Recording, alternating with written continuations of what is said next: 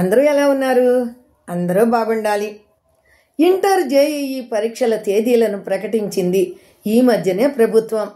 పరీక్షలు అనగానే ఆటోమేటిక్గా విద్యార్థులలో ఆందోళన మొదలవుతుంది కదా, మనందరికీ తెలిసిందే.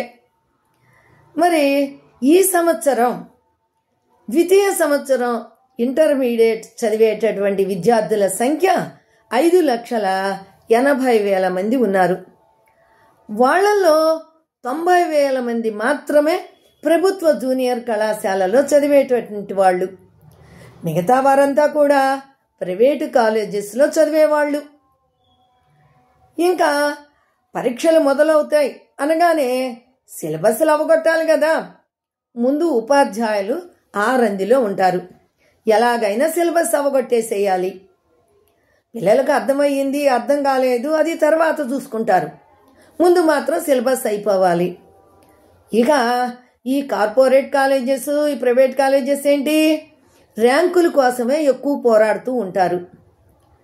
ఇక ర్యాంకుల కోసం పిల్లల్ని నానా అవస్థలు పెడుతుంటారు. ఇక దాంతో పిల్లలు ఒత్తిడికి గురవుతూ ఉంటారు. ఇంకా అట్లాగే పరీక్షల తేదీ ప్రకటించగానే అప్పటిదాకా ఎకనామిక్ కోర్సు చదువుకున్నటువంటి విద్యార్థులకి ఇక ఐఐటి, నీట్ ఇవన్నీ కూడా తీసుకొచ్చి యాడ్ చేస్తారు.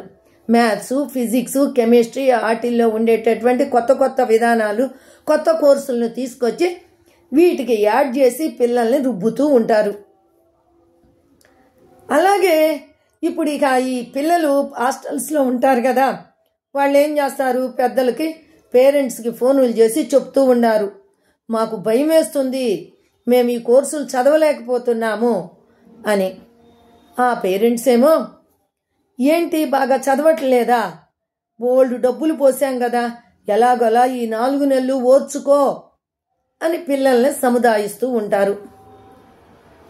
ఇక వాళ్ళు అటు పేరెంట్స్కి చెప్పుకోలేక, ఇటు ఉపాధ్యాయులు చెప్పేది తలకెక్కక చాలా సఫర్ అయిపోతూ ఉంటారు. వాటిల్లోనే డిప్రెషన్కి వెళ్ళిపోయే వాళ్ళు ఉంటారు.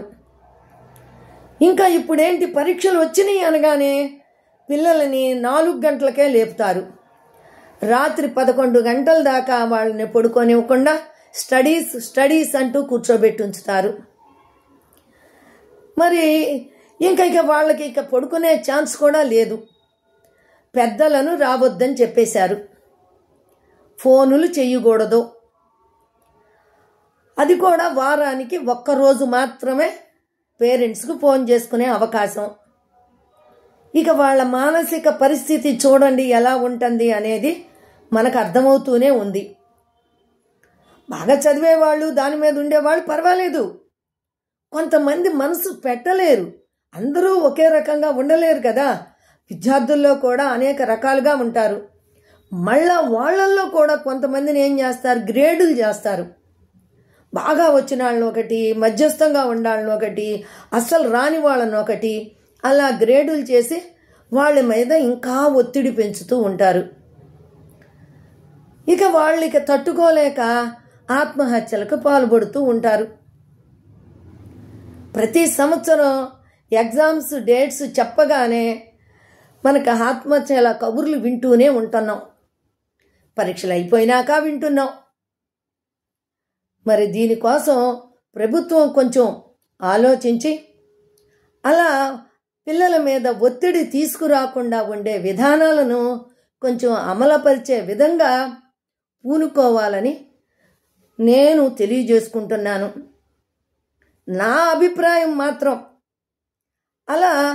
మరి ఈ ఇంటర్మీడియట్ బోర్డు వాళ్ళు కూడా ప్రభుత్వానికి విజ్ఞప్తి చేయవలసిందిగా కోరుకుంటున్నాను. పేరెంట్స్ కూడా ఆలోచించండి. ఇప్పుడు పరీక్ష ఫెయిల్ అయితే పరీక్ష ఇంకోసారి రాసుకోవచ్చు. ఇప్పుడు ఐఐటి రాకపోతే ఇంకో కోర్సులో చేరవచ్చు. అంతేగాని పిల్లల్ని బాగా ఒత్తిడికి గురిచేసి వాళ్ళ ఆత్మహత్యకి మనమే కారకులం అయితే పోయిన పిల్లల్ని మనం తీసుకురాగలుగుతామా? లేదు కదా. ఇది ఆలోచించండి. ప్రతి సంవత్సరం జరుగుతుంది కాబట్టి ఈ సంవత్సరం అన్నా జాగ్రత్త పడి ముందు సంవత్సరాలకు కూడా ఇలాగే జాగ్రత్త పడుతూ మన పిల్లల్ని మనం కాపాడుకోవడానికి ప్రయత్నాలు చేద్దాం. ఏమంటారు? ఇది మీకు నచ్చినట్టయితే ఒక లైక్ చేయండి, అలాగే ఒక కమెంట్ ఇవ్వండి. మీకు కుదిరితే దాన్ని షేర్ చేయండి.